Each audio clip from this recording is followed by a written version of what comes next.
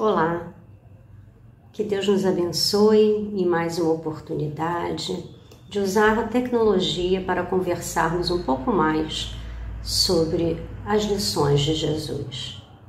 Meu nome é Adriana, sou tarefeira do Centro Espírita Irmã Rosa e o tema hoje para as nossas reflexões foi aproveitado do livro Primícias do Reino, escrito por Amélia Rodrigues, na psicografia de Divaldo Franco.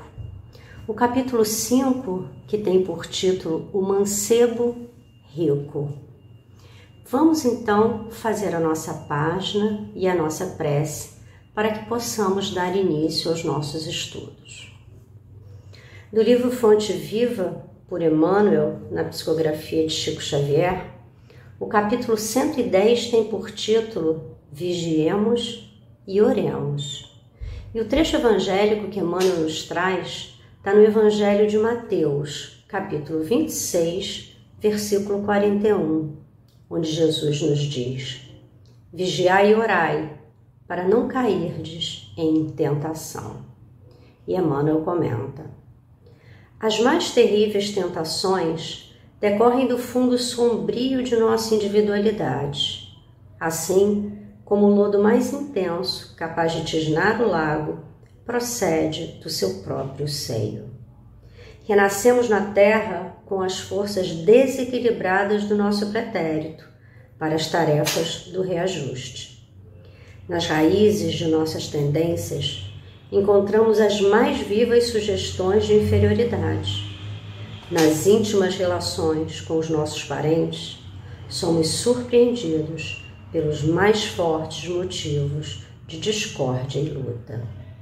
Em nós mesmos, podemos exercitar o bom ânimo e a paciência, a fé e a humildade.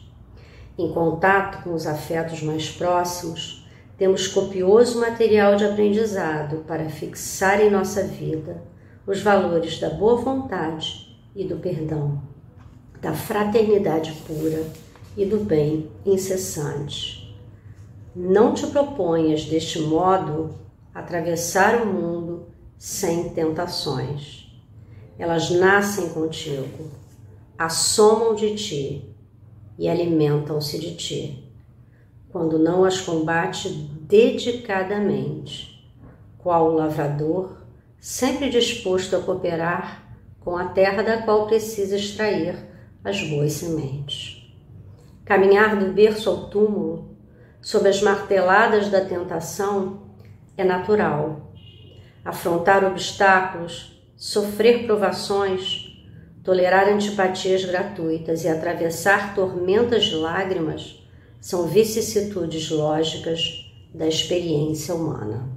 Entretanto, lembremo-nos do ensinamento do Mestre, vigiando e orando, para não sucumbirmos às tentações, de vez que mais vale chorar sob os aguilhões da resistência do que sorrir sob os narcóticos da queda. Vamos então fazer a nossa prece para iniciarmos. Senhor Jesus, Mestre amado de nossas vidas, queridos amigos espirituais que nos envolvem, que nos acolhem e nos fortalecem. Inspirados pela página que nos foi trazida, Senhor, lhe pedimos de forma especial neste dia que possamos estar atentos, vigilantes, para percebermos as nossas dificuldades, ainda os nossos defeitos e as nossas questões que trouxemos de processos reencarnatórios precedentes, e que possamos, através da oração, Senhor, buscar a intuição do alto para que possamos prosseguir a cada dia, dando um passo a mais em direção a nosso Pai, para cumprir o que aqui viemos buscar com a bênção do processo reencarnatório. Ajuda-nos, Senhor, fortalece-nos, para que possamos compreender o que precisamos fazer por aquele que está a caminho conosco e por nós mesmos. E que assim possa ser, com a graça de Deus.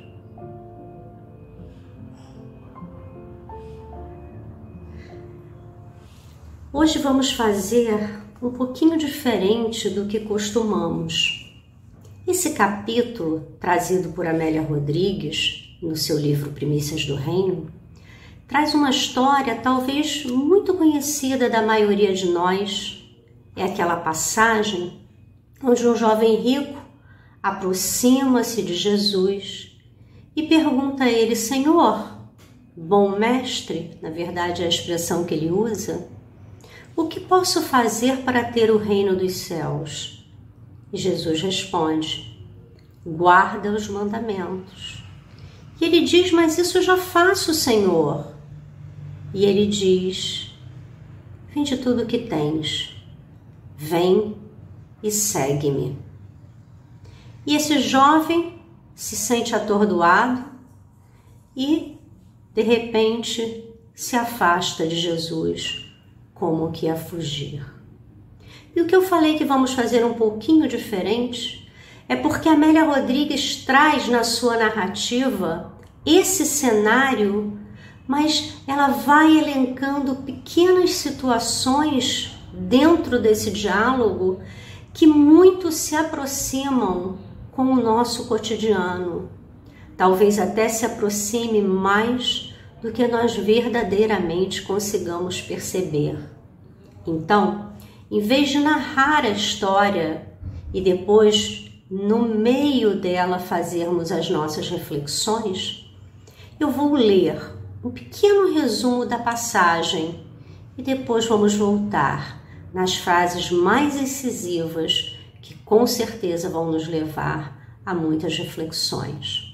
Então, a história, Amélia Rodrigues começa dizendo, como se fosse o pensamento do jovem rico, que o momento era de profunda significação. Sabia por intuição que um dia defrontaria a realidade e a encontrava agora.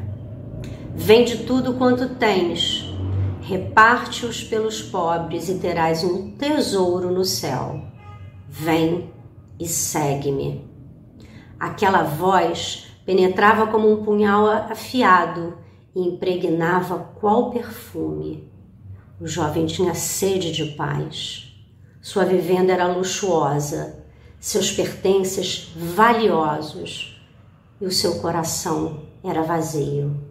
Sentia-se infeliz. Faltava-lhe algo que não se consegue facilmente. Entretanto, ainda hesitava. Era mais do que um tormento essa necessidade.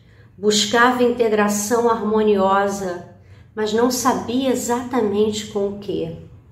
Angustiava-se, ignorando de onde vinha sua melancolia, que lhe dissipava os sonhos e as esperanças sob imensa amargura.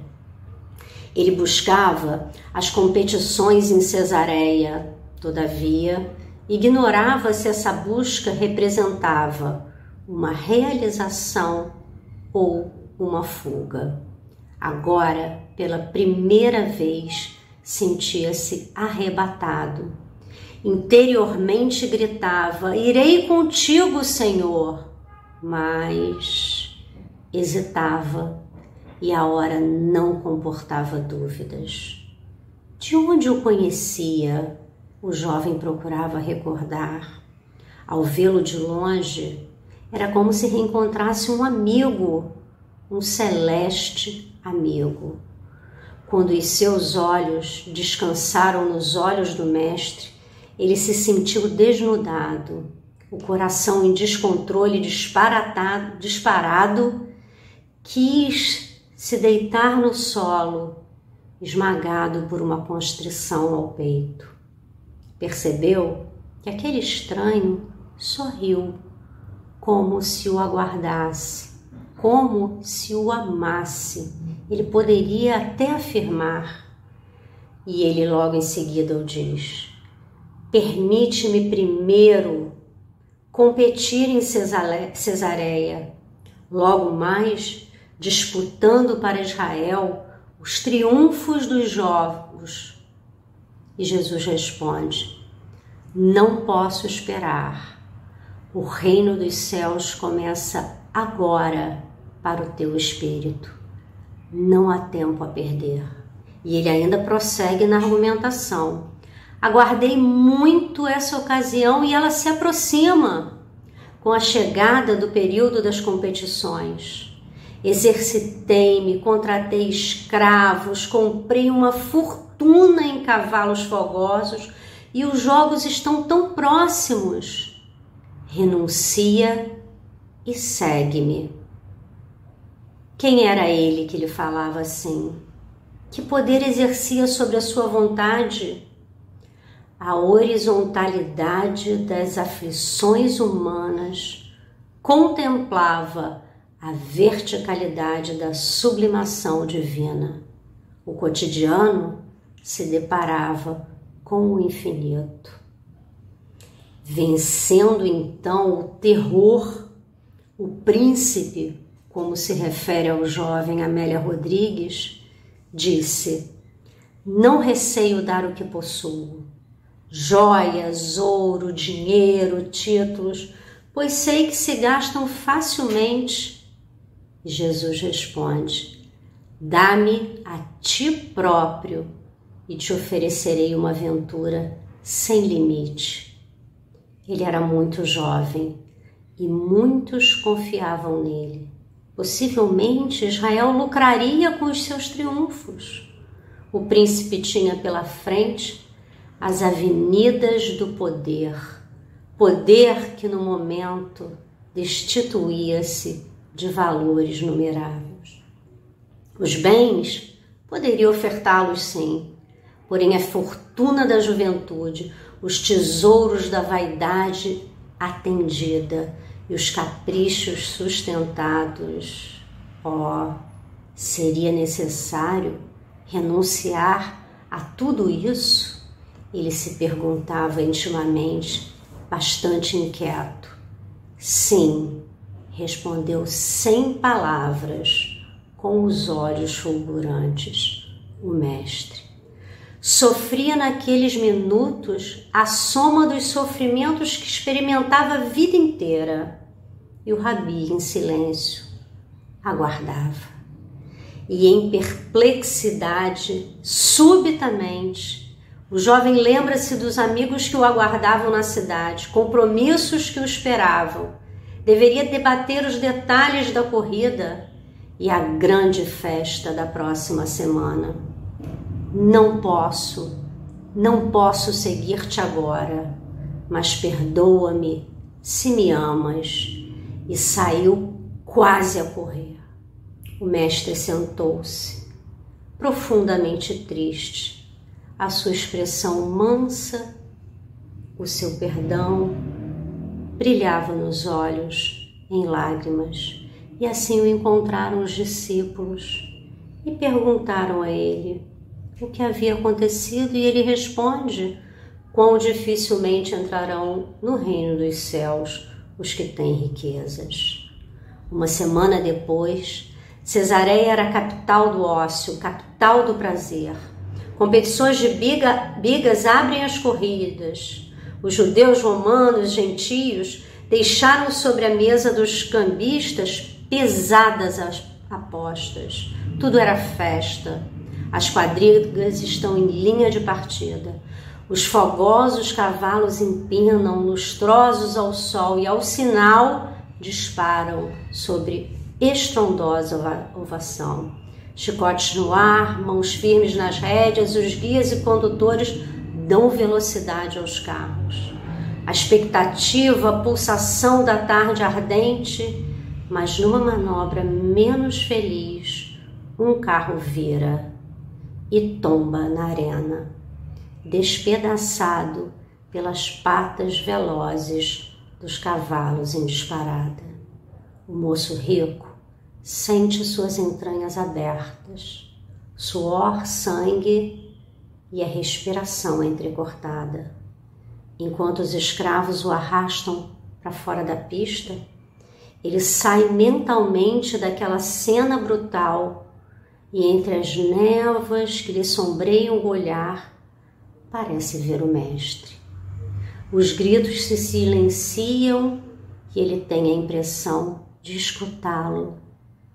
Renuncia-te a ti mesmo, vem e segue-me.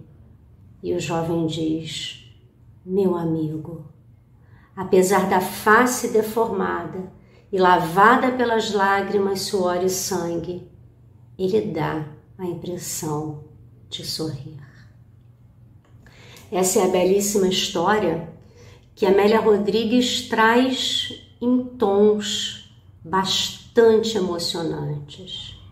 E agora então nós vamos resgatar dessa passagem algumas frases que ela traz com muita propriedade e vamos ver como nós nos identificamos e o que podemos fazer para não estarmos nós na situação do jovem rico. Ela diz em determinado momento que a sua vivenda era luxuosa e seus pertences valiosos e vazio o seu coração. E que esse rapaz buscava nas competições da Cesareia algo que ele não sabia exatamente se era uma fuga ou uma realização. E aqui nesse ponto, que na verdade é o início de todo o encadeamento da história, é trazida por Amélia Rodrigues uma questão que muitos que se dedicam ao estudo da doutrina espírita reconhecem por sua importância. São as questões que envolvem o vazio espiritual, um sentimento que não sabemos muito bem definir, quantificar e sequer qualificar, mas qual de nós, em algum momento da vida, não se sentiu angustiado, com uma agonia, uma sensação vaga, um sentimento impreciso que não sabia de onde vinha? Este era o sentimento que assolava o rapaz, um imenso vazio espiritual. E como sempre, a doutrina espírita nos traz um guia seguro para lançarmos mão quando tivermos contato com essas situações.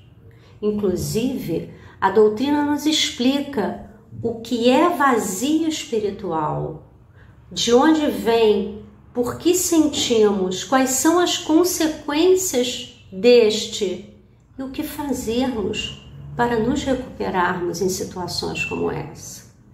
O Evangelho segundo o Espiritismo, no capítulo 5, item 25, nos apresenta exatamente a pergunta que contém essa explicação. Sabeis por que às vezes uma vaga tristeza se apodera dos vossos corações e vos leva a considerar amarga a vida? E ali contém toda a explicação. O Espírito diz que o nosso espírito, ele quer uma felicidade, ele quer uma liberdade, ele aspira, é como se tivéssemos nós saudade da nossa pátria verdadeira, da nossa pátria espiritual, e como se estivéssemos nos sentindo envolvidos por uma prisão, habitando uma prisão. E ele diz que por isso tudo somos tomados por um abatimento e nos julgamos infelizes. Mas ele reforça: crede-me, resistir com energia a essas impressões que vos enfraquecem. Todos os homens têm aspiração por uma vida melhor, mas não a busqueis neste mundo. E o Livro dos Espíritos, a questão 943, completa: de onde nasce o desgosto da vida, que sem motivos plausíveis se apodera de certos indivíduos, e eu até completaria, da maioria de nós em alguns momentos. Ele diz, falta de fé. Mas então qual é a solução para tudo isso? Suporta as vicissitudes com paciência e resignação. E toda vez que trabalharmos com o objetivo de uma felicidade mais sólida e mais durável, seremos aliviados. E aí, seguindo então na sequência, depois que o rapaz percebe esse seu imenso vazio espiritual, ou quando nós percebemos esse vazio espiritual e nos identificamos, Amélia Rodrigues traz que ele grita internamente, irei contigo, Senhor. Mas ele hesitava. E ela diz que a hora não comportava dúvida. Esse é o próximo ponto. O vazio espiritual, que algumas vezes nos assola, que nos visita, nos leva a ter dúvidas. Dúvidas em relação ao quê? O Evangelho, capítulo 2, item 3, nos diz que dúvida em relação à vida futura. Somos espíritas, somos reencarnacionistas. Sabemos que caminhamos para diante, que o que vem depois é algo melhor do que vivenciamos antes. Que mesmo que ainda esteja à frente de nós sofrimentos e dificuldades, ao vencer cada uma dessas etapas, estamos em direção à nossa perfeição como determinação fatal. Mas tantas vezes temos dúvidas e hesitamos e buscamos a nossa zona de conforto. Buscamos aquilo que para nós é mais fácil, menos trabalhoso, aquilo que já conhecemos, a opção pelo material e não pelo espiritual. E temos dúvidas. A ideia clara e precisa que se faça da vida futura proporciona inabalável fé no porvir. Capítulo 2 do Evangelho, item 5. E, sabendo temporária e não definitiva sua estada no local onde se encontra, resulta uma calma de espírito que tira ao indivíduo o seu amargor. Então, quando estivermos nos sentindo o vazio existencial crescendo em nós, a dúvida de como proceder, se priorizar a matéria ou priorizar a essência, for a nossa dúvida do momento, lembremos que, ao termos certeza de que a vida futura é a nossa verdadeira existência, aos poucos vamos reencontrando a nossa paz de espírito. E logo em seguida, vazio existencial o assola, ele tem dúvidas e ele diz: permite-me primeiro competir em Cesareia?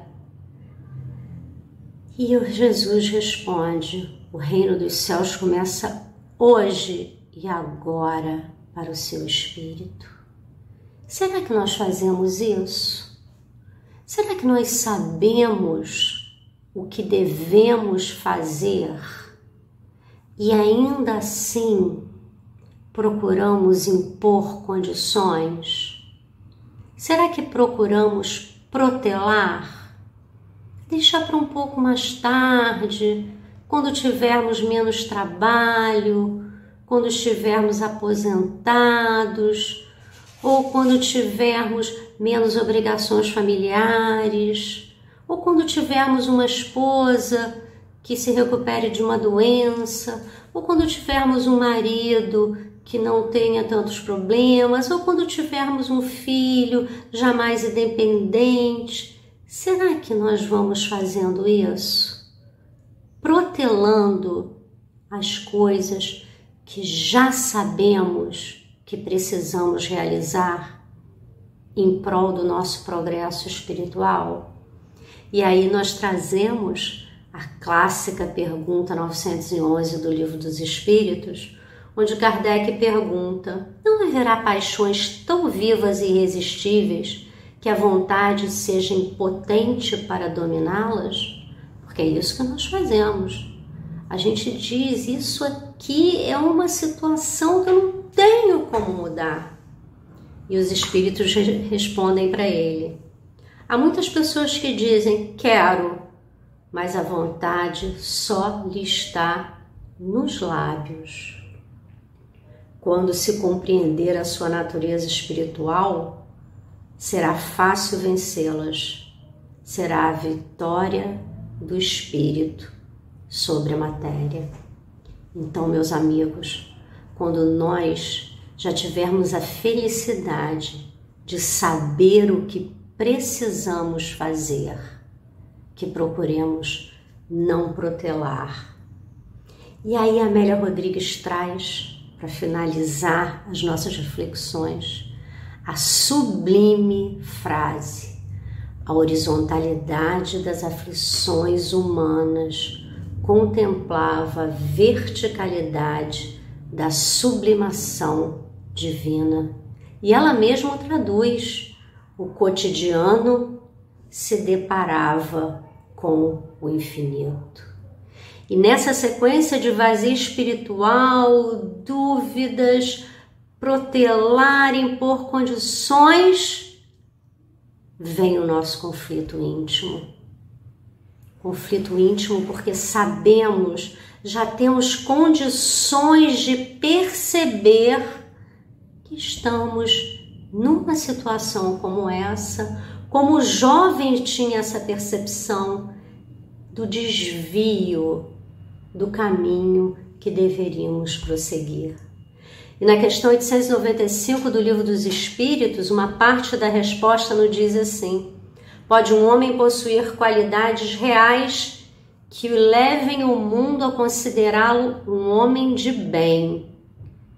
Mas essas qualidades, apesar de sinalizar um progresso, nem sempre suportam certas provas. E às vezes basta que se fira a corda do interesse pessoal para que o fundo desse lago lamacento apareça. E aí é feito o convite para que, como a página inicial nos trouxe, que possamos vigiar e orar atentamente, constantemente, para quando nos depararmos diante desse conflito do infinito, que é para sempre, com o cotidiano, que é para 5 minutos, que nós possamos fazer as melhores escolhas, que nós possamos optar por tudo aquilo que nos promove, que nos eleva, que nos faz mais próximos de nosso Pai. E para encerrarmos, mais uma frase para que a gente leve para guardarmos na nossa mente e em nossos corações. Jesus falou: dá-me de ti próprio e eu te oferecerei aventura sem limite, porque o rapaz não se sentia impedido de doar seus bens materiais, mas os tesouros da vaidade, os caprichos e as honras de família ele precisava manter. E nós, algumas vezes, usamos desse mesmo desculpismo. Eu tenho obrigações, não posso deixar. Não é que eu não queira, mas eu tenho que cumprir isso, tenho que cumprir aquilo. E aí, lembremos-nos que a opção será sempre nossa, como foi a opção do jovem. Seguimos com Jesus ou nos desviamos? Não importa a opção, precisamos estar conscientes, porque assim faremos a opção melhor. Valorizar o lado espiritual e não valorizar o lado material? Não. Precisamos fortalecer ambos os lados, mas sabendo, guardando na consciência que não somos um corpo que tem um espírito, somos um espírito que tem um corpo. E que Jesus, com a sua infinita paciência, nos aguarda os pequenos tropeços ou tropeços até um pouco maiores do nosso dia a dia e que nós reencontraremos quando mantermos em mente a reflexão do que precisamos fazer. Estejam todos em paz e até uma próxima vez.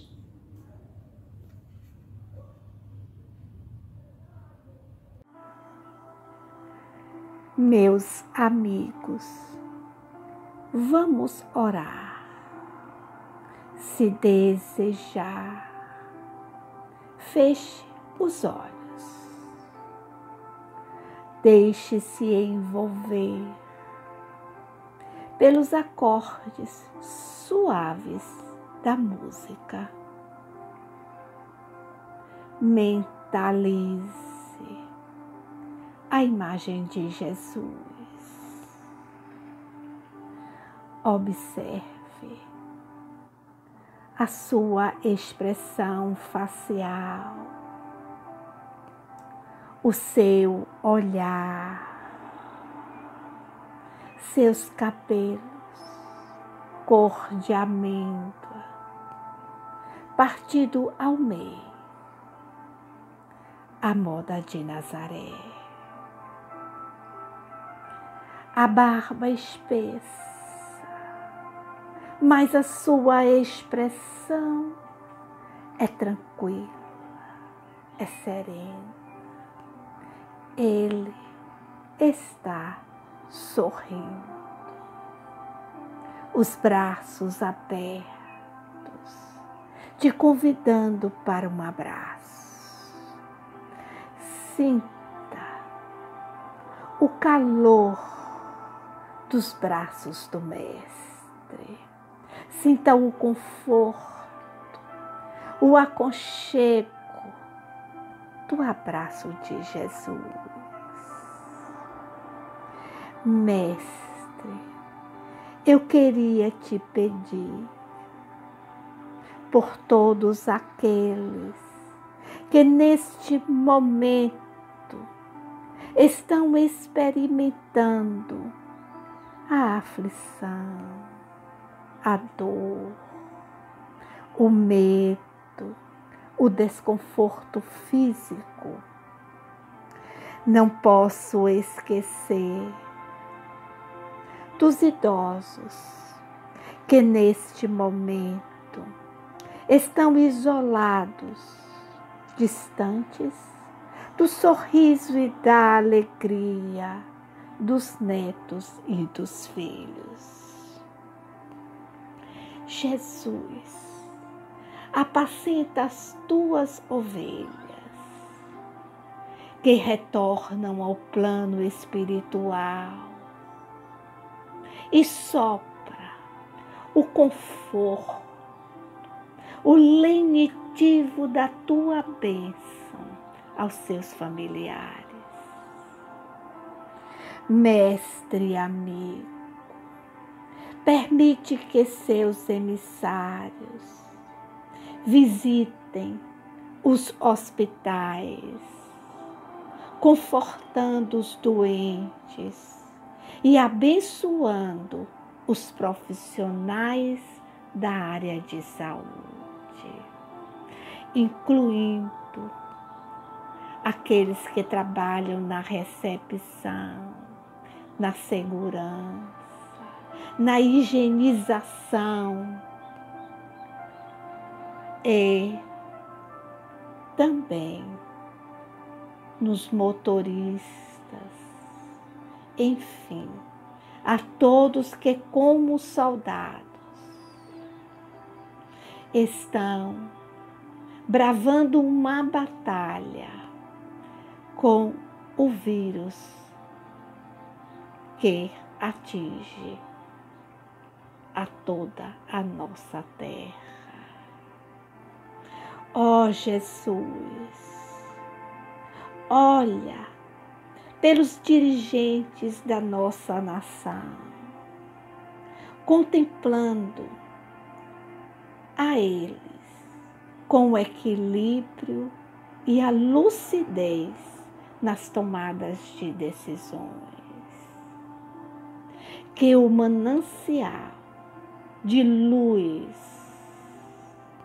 da lembrança de sua presença chegue a todos os lares daqueles que nos ouvem, assim como dos moradores da nossa cidade, da nossa nação, e que com a força de nosso pensamento seja capaz de envolver toda a nossa terra, essa escola bendita que tanto nos ensina.